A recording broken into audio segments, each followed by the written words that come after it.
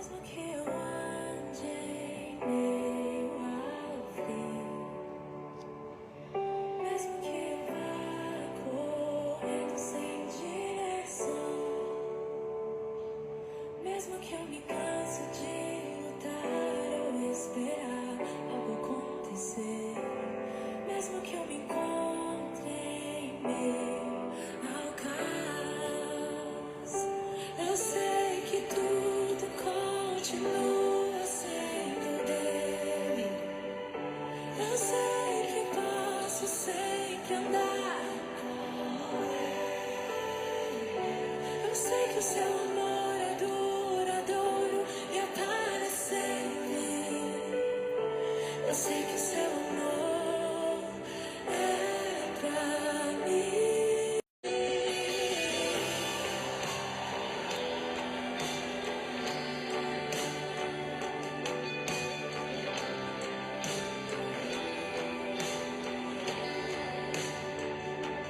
Mesmo que eu ande em meio ao frio, e mesmo que eu vá correndo sem direção,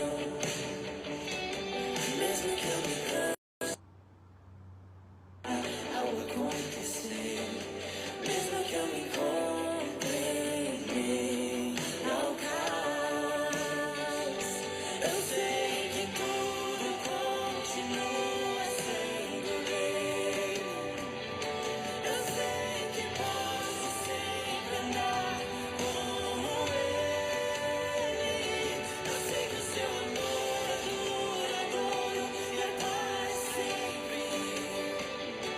Eu sei que o seu amor, ele é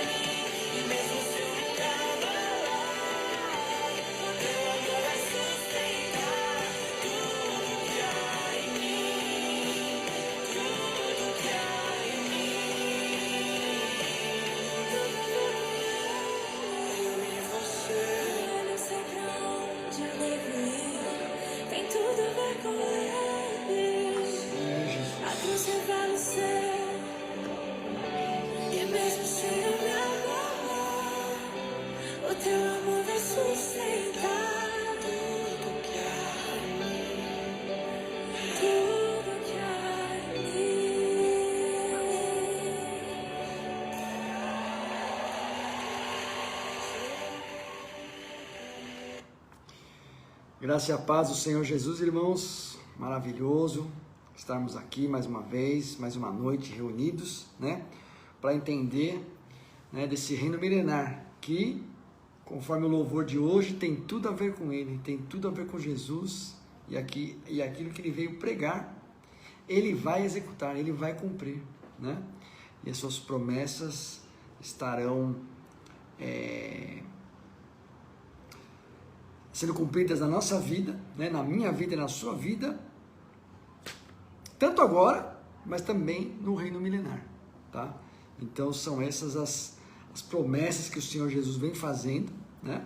E o cumprimento delas no final vai ser no reino milenar, né?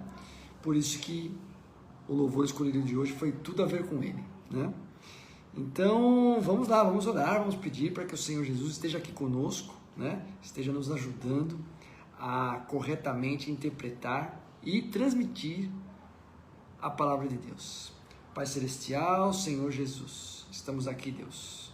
Eu, Senhor Jesus, meus amigos, meus familiares, meus irmãos em Cristo, para, Senhor Jesus, entender e ler da Tua palavra e compreender os Teus caminhos, as Tuas promessas que Tu fizeste, Senhor Jesus, oh maravilhoso Deus, e o Seu cumprimento.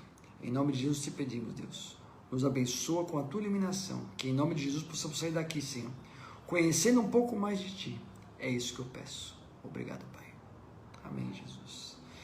É isso aí, pessoal. Então a gente está nessa jornada aí do reino milenar, né? Nessa rodada terão vários capítulos sobre o reino milenar, né? E a gente sempre tem que lembrar que o reino milenar ele é um subconjunto do reino dos céus, tá? É um subconjunto. O reino milenar tem começo, meio e fim, tá? E o reino dos céus ele ultrapassa, né? Ele ultrapassa e aí o reino dos céus vai até a eternidade, né? Então nós estamos no momento de entender quais são os personagens, quais são os grupos de pessoas que entrarão no reino milenar. Para a gente conhecer, vamos dizer, as características, a gente precisa conhecer as pessoas que estarão lá, né? Então é muito importante a gente entender que grupo de pessoas que vão entrar nesse reino milenar, né? Já falei no vídeo passado, vou só retomar aqui para reforçar bastante, né? Que os anjos, né? Eles serão, vamos dizer, um grupo de seres, não de pessoas, né? Mas um grupo de seres, vai ser os seres celestiais que estarão conosco no reino milenar. Por quê? Né? Da onde que a gente tira essa conclusão? Jesus, quando ele desce, né, para vencer ali a batalha do Armagedon, ele desce com os exércitos dos céus, que são os anjos, tá? E aí, enfim, tem várias profecias que nós vamos ler aqui, né? Naquela visão que vem sobre um cavalo branco com os exércitos do céu, que nós vimos ali, lá em Apocalipse, né? Mas que os anjos, além de descer com Jesus e vencer a batalha do Armagedon, os anjos terão um papel fundamental no julgamento das nações, porque Jesus, quando ele vem, vai estabelecer o julgamento das nações, daquelas nações que são consideradas bodes e ovelhas, conforme eu falei em vídeos anteriores, né? Então, lá em Mateus 25, tá? Mateus 25, do 31 a 33, tá? Está descrito ali: e quando o Filho do Homem vier em sua glória, e todos os santos anjos com ele, ó, os anjos aí, então se assentará no trono da sua glória, e todas as nações serão reunidas diante dele, e apartará um dos outros, como o pastor aparta dos bodes as ovelhas, e porá as ovelhas à sua direita, mas os bodes à sua esquerda, tá? Então esse é um dos papéis que os anjos vão executar quando vierem junto com Jesus, né? Esse julgamento das nações, quer dizer, qual a nação que naquele tempo de tribulação ela ajudou Israel, tá? Essa é considerada uma nação ovelha. E quais nações que simplesmente ou ficaram em cima do muro ou lutaram contra o povo de Israel. Essas nações são consideradas bodes, né? Que aí está destinada para o inferno. tá? Então, e aí outra referência, aí, nesse julgamento das nações, executado por Jesus, mas com auxílio dos anjos, né? Tá lá em Mateus 13, né? Mateus 13 do 47 ao 50.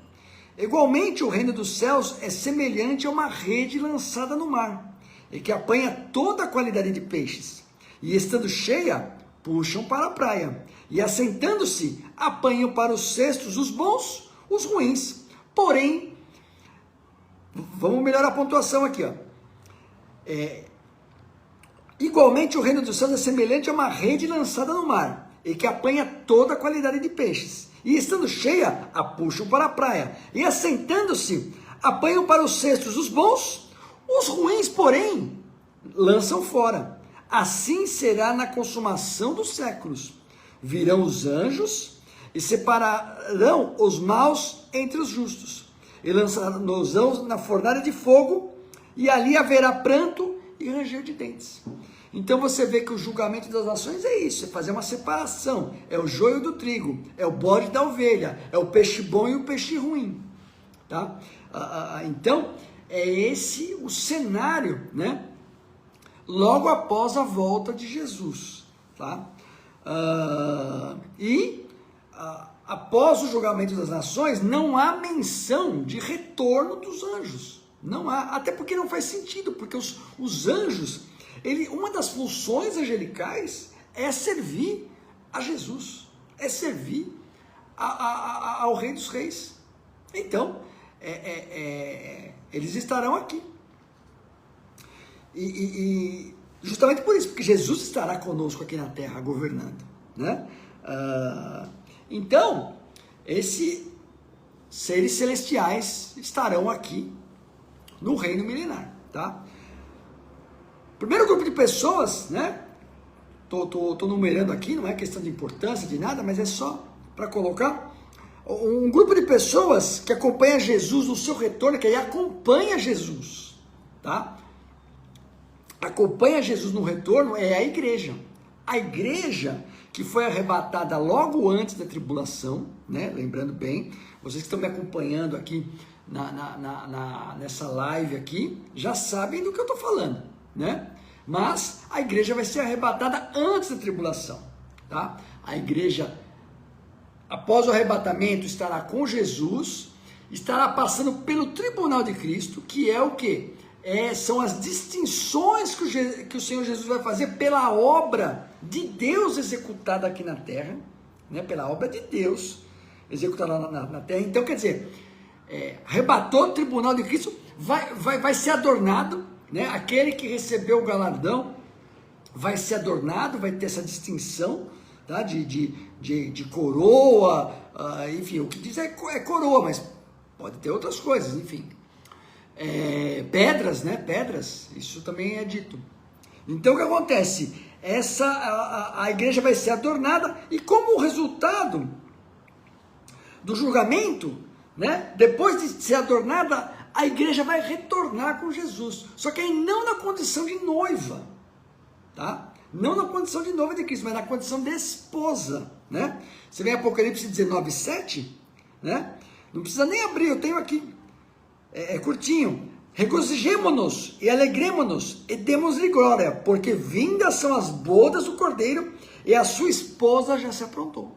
Então, tem o retorno de Cristo com os anjos celestiais na batalha e a igreja como esposa de Cristo, tá? Então, esse é um grupo de pessoas que vai entrar no reino milenar, a igreja, tá?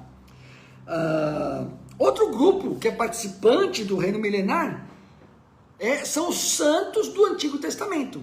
Ou seja, antes de Jesus, né, a gente vai falar quem são esses santos do Antigo Testamento. Mas são aqueles que morreram sem conhecer Jesus. Eles nem sabiam. Jesus veio aqui, vamos dizer, no ano 0, mas antes disso ninguém. Jesus não esteve aqui conosco, né? Mas, pela fé em Deus, né? Pela fé em Deus, eles ganham o benefício de serem ressuscitados. E aí vão entrar no reino milenar, né? Então, os santos do Antigo Testamento, ou seja, os judeus do Antigo Testamento, antes de Cristo, eles receberam a visita de Cristo. Porque Jesus, quando ele esteve por 3 dias ali, lá no inferno, tomando a chave da morte do inferno ali, quando ele morreu na cruz, ele ficou 3 dias ali. Finalzinho da sexta, sábado, comecinho do domingo. Tá? Ele ficou ali, Jesus se apresentou para aqueles judeus. E aqueles judeus que reconheceram, opa, esse é o Messias. Eles ganham a condição da vida eterna, a condição da ressurreição. Tá? Então, vamos lá. Então, olha, no capítulo 12 de Daniel. Daniel 12, 12.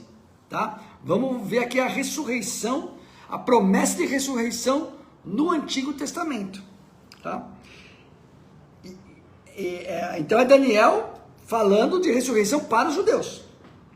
E naquele tempo se levantará Miguel, o grande príncipe, que é um anjo que tem a missão de trabalhar para Israel. Tá? Essa é uma função do arcanjo Miguel, que se levanta a favor dos filhos do teu povo, e haverá um tempo de angústia. Olha aqui, ó, falando da tribulação, qual nunca houve, desde que houve nação até aquele tempo. Mas naquele tempo livrar-se-á o teu povo, todo aquele que for achado escrito no livro. E dos que dormem no pó da terra ressuscitarão, uns para a vida eterna e outros para a vergonha e desprezo eterno. Olha só, o que o profeta Daniel está falando? Olha, vai ter um tempo de angústia, que é a tribulação, mas vai ter livramento, que é o retorno de Cristo. Tá? E aí, os que dormem no pó vão ressuscitar. Tá? Muitos do que dormem, nem todos, muitos do que dormem no pó da terra ressuscitarão. Uns para a vida eterna e outros para desprezo eterno. Então, olha só, ou seja, não importa se o cara foi enterrado inteiro, ou se foi cremado, se foi jogado no mar, não importa. O pó da terra vai ser suficiente aí para o Senhor Deus ressuscitar a pessoa, tá? Para ela ser também estará de volta em um corpo glorificado, tá? Porque é disso que se trata, tá? A igreja voltará num corpo glorificado. Os santos do Antigo Testamento voltarão em um corpo glorificado, tá? Olha só, outra referência de ressurreição no Antigo Testamento, tá? Lá em Isaías 26, do 16 ao 19, tá? Ó Senhor, na angústia te buscaram, vindo sobre eles a tua correção, derramaram a sua oração secreta. Olha só, vem a correção, quer dizer, a tribulação é uma correção. Derramaram sua oração secreta. Como a mulher grávida, quando está próximo à sua hora, tem dores de parto e dá grito nas suas dores. Olha a aflição aí. Assim fomos nós diante de ti, ó Senhor. Bem concebemos nós e tivemos dores de parto. Porém demos à luz o vento. Livramento não trouxemos à terra, nem caíram os moradores do mundo. Os teus mortos e também o meu cadáver viverão e ressuscitarão. Despertai e exultam os que habitais no pó, porque o teu orvalho será como o orvalho das ervas, e a terra lançará de si os mortos. Então, olha só. Então, o que Isaías está falando aqui? Israel não vai se salvar. A dor de parto que Israel terá, não vai ser resolvida por eles. Por isso que o profeta Daniel fala de um livramento, né? Então esses são dois textos claríssimos sobre a questão da ressurreição daqueles que estão no pó mesmo, tá? Que já estão já mortos de qualquer maneira, mas reconheceram que Jesus é o Messias, né? E Jesus é o Messias, essa é a diferença, tá? Mas você me pergunta, você fala, Márcio, mas esses textos são para os judeus, né? E aqueles são para os judeus. E os judeus que obedeceram os mandamentos, tiveram a sua fé provada, bom, eles vão receber o livramento aqui, vão ressuscitar do pó da terra, né? Mas e quem não é judeu? Quem não é judeu, né? Para os que nasceram antes de Abraão, por exemplo, né? O que vai ser deles, né? Não vai ter oportunidade? Na verdade, aí a gente tem que ler Hebreus 11, do 1 ao 7, né? Então, são um exemplo de pessoas que não são judeus, mas que estarão ressuscitadas no reino milenar. Então, vamos lá em Hebreus. Hebreus do 1 ao 7. Vamos ler aqui. Qual a condição do Antigo Testamento? Se você não for hebreu, você vai ser salvo, tá? Hebreus 11, vamos ler do 1 ao 7.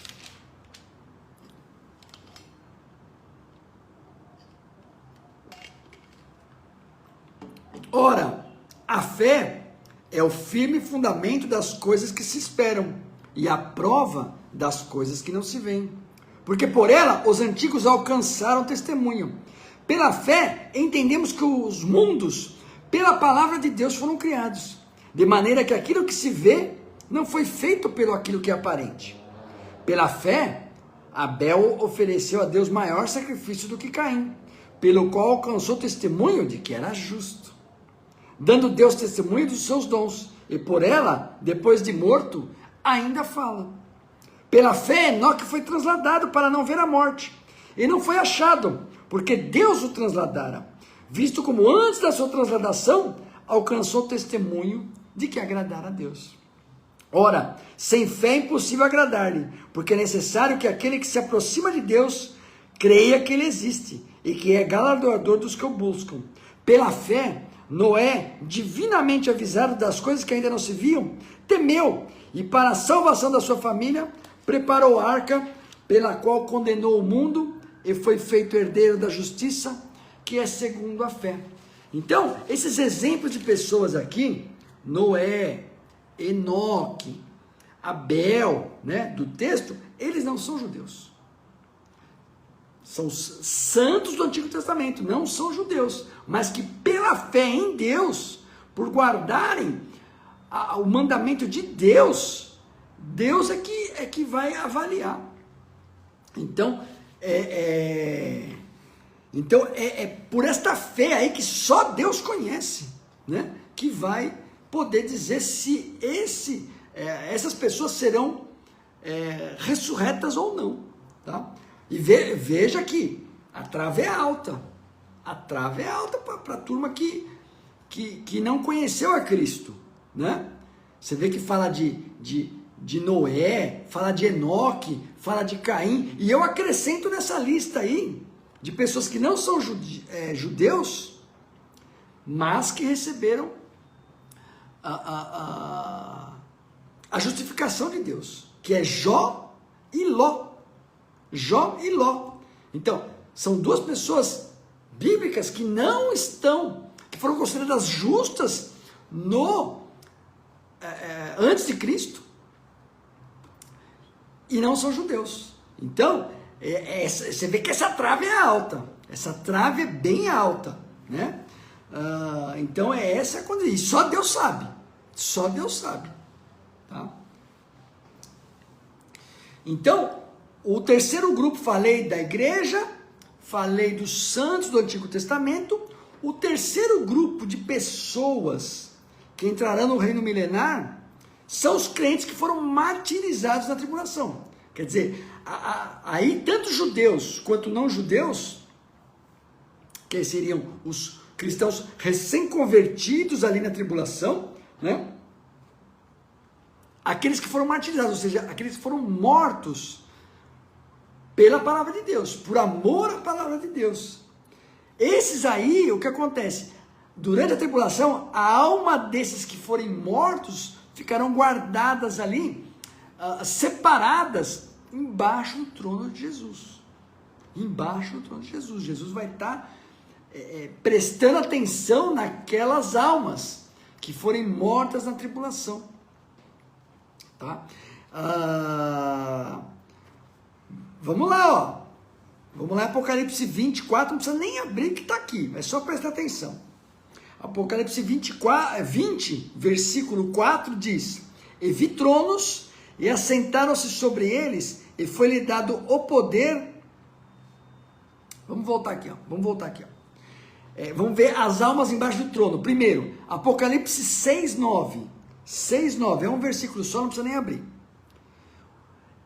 E havendo aberto o quinto selo, vi debaixo do altar as almas dos que foram mortos por amor da palavra de Deus e por amor do testemunho que lhe deram. Então você vê, a alma daquelas pessoas está sendo reservada ali, está sendo guardada. Olha só a conclusão do Apocalipse 20, versículo 4. E vi tronos, e assentaram-se sobre eles, e foi-lhes dado o poder de julgar. E vi as almas daqueles que foram degolados pelo testemunho de Jesus e pela palavra de Deus, e que não adoraram a besta, nem a sua imagem, e não receberam o sinal em suas testas, nem em suas mãos, e viveram, e reinaram com Cristo durante 1000 anos. Olha só a distinção que Deus deu para essas pessoas, né? Quer dizer, Deus ficou reservando ali as almas daqueles martirizados ali na tribulação, né? E o Senhor vai ressuscitar aquelas pessoas, vai ressuscitar, e vai dar o poder de julgar. Olha só, vai dar o poder de julgar. Olha só a distinção, né? Então, terceiro grupo de pessoas, os martirizados durante a tribulação, tá? Então são esses, os anjos, que são os seres celestiais. 3 grupos de pessoas entrarão no reino milenar em corpos glorificados. Isso que é a diferença. A ressurreição, quando você ocorre a ressurreição, você voltará em um corpo glorificado, que é um corpo incorruptível, tá? Em outras lives nós vamos falar detalhes desse corpo incorruptível, tá? Por enquanto só estou citando aqui. Mas por quê? Esse é um processo de pessoas que estão em corpos naturais, tá? Estou chamando aqui a nossa carne de atual hoje de corpos naturais. Quando você tem a ressurreição de Cristo, ele que foi o primeiro, e aí ocorre a ressurreição conosco, aí nós recebemos corpos glorificados, tá? Então você vai falar, bom, então no reino milenar só entra quem tem corpo glorificado? Não. Entrarão um grupo de pessoas que estarão em corpos naturais, ou seja, tais como os nossos de hoje, tá? Quem são essas pessoas, né? Quem são essas pessoas? É aquele grupo de judeu e gentil, né? Gentil recém-convertido na tribulação, convertido a Cristo, tá? Mas que não foram mortos, ou seja, não chegaram a ser martirizados. Eles sobreviveram ali até o retorno de Cristo. Então, quando Jesus retorna, ele retorna ali naquelas pessoas de corpos naturais, mas elas continuarão em corpos naturais, tá? Essa é um detalhe importante. Mas é importante dizer, olha, os judeus sobreviveram, que sobreviveram à tribulação, vão entrar em corpos naturais. Os gentios, que sobreviveram à tribulação, mas que têm que ser considerado daquelas nações de ovelha, que ainda tem o julgamento das nações. Então, não é todo gentio que sobreviveu vai entrar no reino milenar, não. Tem que ser considerado nação ovelha, tá? Ele vai entrar com o corpo natural, tá? Então, é importante mencionar que apenas crentes, tá? Seja judeu, seja ou gentil, é que entrarão no reino milenar, ou em corpos glorificados, ou em corpos naturais, tá? Então, para resumir, né? Qual o ambiente que vai estar de pessoas no milênio, né? Vai ter judeus em corpos glorificados, né? Judeus em corpos naturais, gentios em corpos glorificados e gentios em corpos naturais. Tá? Então essa divisão judeu e gentil permanece. Só que agora tem o corpo glorificado e o corpo natural. Tá? Então, um dos detalhes é que esse grupo de pessoas que entrarão no milênio em corpos naturais, elas, tanto judeus quanto gentios, poderão casar e ter filhos. Quer dizer, vai haver ainda no reino milenar ainda a multiplicação de pessoas. Tá? Então vai ter mais a terra sendo, vamos dizer, com mais habitantes ainda devido à geração de filhos e filhas desses habitantes que entraram com os corpos naturais. Aqueles que entraram com o corpo glorificado não terá a geração de filhos e filhas, tá? Então é isso. Nós seremos como... Jesus ele faz exatamente esse paralelo, de que nós seremos como os anjos, que não se casam nem se dão em casamento, tá? Então quem tiver em corpo glorificado, assim como os anjos, não tem a reprodução, vamos dizer, habilitada, tá? Então,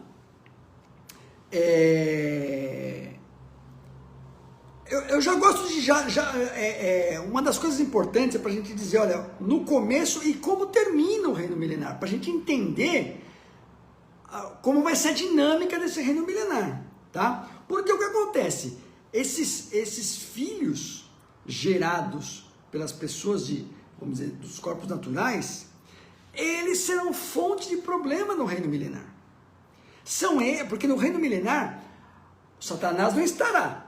Tá? Então não vai ter a incidência dessa malignidade de Satanás.